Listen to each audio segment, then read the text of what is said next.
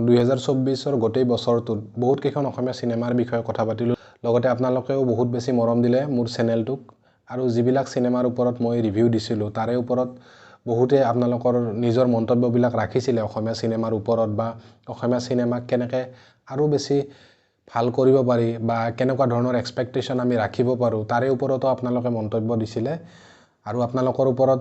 সদায় কৃতজ্ঞ হৈ থাকিম আৰু এনেকৈ মৰম দি যাব বুলি আশা কৰিছো নতুন বছৰ আহি আছে মাজত 20-25 দিন মান আছে কেইদিনমান আগতে এখন পোষ্টাৰ ৰিলিজ কৰিছিল জেং এন্টাৰটেইনমেন্ট আৰু আসাম ষ্টেট ফাইনেন্সে গুলাই সোৰ বুলি সেইখন সিনেমাৰ পোষ্টাৰখন মই কমিউনিটিত পোষ্ট কৰিছিলো ইউটিউবত যিসকলে দেখিছে তেখেতসকলে প্ৰশংসা কৰিছিল লগতে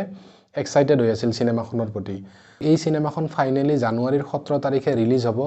ফাৰ্স্ট লুক নাইবা টিজাৰ এটা তেখেতসকলে যোৱাকালি ৰিলিজ কৰিছে হেভি বাজেট নামৰ চেনেলটোত যিসকলে চেক কৰিব বিচাৰে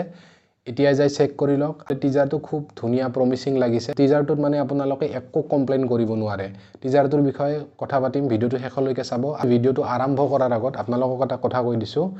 ভিডিও দিওতে অকমান এতিয়া গ্যাপ হৈ আছে কাৰণ কিয় নিজৰ কামৰ লগত মই বহুতখিনি ব্যস্ত হৈ গৈছো যেহেতু মই মেডিকেল প্ৰফেশনৰ লগত জড়িত মোৰ কামবিলাক অলপ ইমাৰ্জেন্সি হয় সেই কাৰণটোৰ কাৰণে মই মানে অকমান মানে চেনেলত বেছি গুৰুত্ব দিব পৰা নাই কিন্তু চেনেলটোত ভিডিও মই দি যাম আপোনালোকে চিন্তা নকৰিব অকমান গ্যাপ হ'ব পাৰে কিন্তু নতুন সিনেমা আহিলে নতুন সিনেমাৰ ট্ৰেইলাৰ আহিলে নতুন সিনেমা ৰিলিজ হলে মই যেনেকৈ নহওক আপোনালোকক ৰিভিউ বিলাক দিম জাস্ট এটাই বিচাৰো আপোনালোকে সাপোৰ্ট কৰি যাওক সদায় প্ৰথমে যদি টিজাৰটোৰ কথা পাতো তেতিয়া হলে আৰম্ভণিতে ব্ৰিটিছ এজন ওলাই আৰু ব্ৰিটিছৰ লুকটো মোৰ খুব ধুনীয়া লাগিছে আৰু তেখেতে যিখিনি ডায়লগ কয় সেইখিনি মানে ম্যাচ কৰিছে পুৰা ব্ৰিটিছে কোৱা যেন লাগে লগতে মই এক্টৰজনক চিনি পোৱা নাই যিসকলে চিনি পাইছে কমেন্ট বক্সত কমেন্ট কৰি জনাব ব্যাকগ্ৰাউণ্ডত মানে ভয়েস আহে যিজনে চুৰ কৰে তেখেতে যে কয় য'ত প্ৰথমবাৰ চুৰ কৰিছো তাতে খাইছো তাতে হাগি থৈ আহিছো তাৰ পাছত তেখেতে সেইটো স্টাইল হিচাপে লয় মানে যেইবাৰে চুৰ কৰে তেনেকৈ মানে হাগি থৈ আহে সেই কথাখিনি টিজাৰটোত কৈছে আসলতে তেনেকুৱা হয় নে নহয় ট্ৰেইলাৰটো দেখিলে অলপ গম পোৱা যাব আৰু গোটেইখিনি কথা সিনেমা হলত গম পোৱা যাব 17 জানুৱাৰীত গুলাই সোৰৰ ক্যাৰেক্টাৰটো হয়তো টনি দেউৰী কৰিব কাৰণ কিয় তেখেতে মূৰত এখন বগা কাপোৰ মাৰি বিৰি এটা টানি থকা শট এটা আছে আৰু তাৰ পাছত এটা শট আহে নাও এখন আহি থাকে নদীৰ মাজেৰে তাতে হিমাংশু প্ৰসাদ দাস বন্দীপ শৰ্মা সপ্তশ্ৰী গগৈ লগতে বনি দেউৰী থাকে আৰু তেখেতসকলৰ গেটআপটো অলপ মানে বেলেগ লাগিছে মোৰ ভাল লাগিছে বন্দীপ শৰ্মাৰ গেটআপটো ইমান দীঘলীয়া দাড়ি অলপ বেলেগ ধৰণে দেখাব ট্ৰাই কৰিব লগতে সপ্তশ্ৰীৰ গেটআপটো ভাল লাগিছে হিমাংশু প্ৰসাদ দাসকো অলপ বেলেগ ধৰণে ইন্ট্ৰোডিউস কৰিব তেখেতসকলক দেখি এনেকুৱা লাগে তেখেতসকলে হয়তো সেই যিজন গুলাই সোৰ থাকিব তাক মানে সাথ দিব চুৰ কৰাত আৰু তেখেতসকলে হয়তো বন্ধু হিচাপে থাকিব চুৰ কৰাত কাৰণ কিয় কৈছো টিজাৰটোৰ শেষৰ ফালে যদি আপোনালোকে লক্ষ্য কৰিছে তেতিয়া হলে কেনি বসুমতাৰী পুলিচৰ ক্যাৰেক্টাৰ এটা কৰি আছে তেখেতে মানে কোনোবা এজনক এনেকৈ গলত ধৰি টানি লৈ আহে পথৰৰ মাজে মাজে লগতে বক্স এটাৰ পৰা কেনি বসুমতাৰী ওলাই আহি এটা ফাইট কৰা সিন আছে তাতে সেই ফাইট কৰা সিনটোত অপোজিট ক্যাৰেক্টাৰটো হৈছে হিমাংশু প্ৰসাদ দাস আৰু সেই বক্সটোৰ সাইডত দেখিব পিছফালে এজন লৰা পৰি থাকে আৰু সেইটো সপ্তশ্ৰী গগৈ যেন লাগিছে টিজাৰটোত ইমান বেছি ভালকে ধৰিব নোৱাৰি কিন্তু তেনেকুৱা লাগিছে সিনেমাখনৰ গোটেই মানে টিজাৰটো চাই মিলি মোৰ এনেকুৱা লাগিছে সিনেমাখনত ব্ৰিটিছৰ কিবা মূল্যবান বস্তু চুৰ কৰিব গোটেই কেইজনে মিলি যেহেতু ব্ৰিটিছৰ শাসন চলিছিল আমাৰ দেশখন স্বাধীন হোৱাৰ আগত আল্টিমেটলি মানে ষ্টৰীটো সেই স্বাধীন হোৱাৰ আগৰ ষ্টৰী তেখেতসকলে দেখাব ট্ৰাই কৰিব সেইটো কাৰণে সেই ব্ৰিটিছে হয়তো ইনভেষ্টিগেশন কৰিব কাৰণ কি ব্ৰিটিছ ৰয়েল ট্ৰেজাৰী চুৰি কৰাৰ কথা কয় ট্ৰেইলাৰটোৰ আৰম্ভণিতে আল্টিমেটলি হয়তো ৰাণীৰ কিবা মুকুট চুৰ কৰিব পাৰে নাইবা কিবা ডেগাৰ হওক বা কিবা হীৰা হওক কিবা মুকুটা হওক তেনেকুৱা ধৰণৰ কিবা এটা বস্তু মুঠতে তেখেতসকলে চুৰ কৰিব এনেকুৱা লাগিছে টিজাৰটো দেখি শেষৰ ফালে এনিমেশনৰ থ্ৰুদি তেনেকুৱা ধৰণৰ অলপমান মানে সাসপেন্স দিবলৈ ট্ৰাই কৰিছে টিজাৰটোত আপোনালোকে লক্ষ্য কৰিবচোন এই গোটেই ইনভেষ্টিগেশনটোৰ লগত জড়িত হৈ থাকিব হয়তো কেনি বসুমতাৰী হয়তো ব্ৰিটিছৰ পুলিচৰ কিবা এটা ক্যাৰেক্টাৰ কৰিব তেনেকুৱা ধৰণৰ এটা অনুভৱ হৈছে ট্ৰেইলাৰটো আহিলে ভালদৰে গম পোৱা যাব টিজাৰটোত ইমান বিশেষ একো ধৰিব নোৱাৰি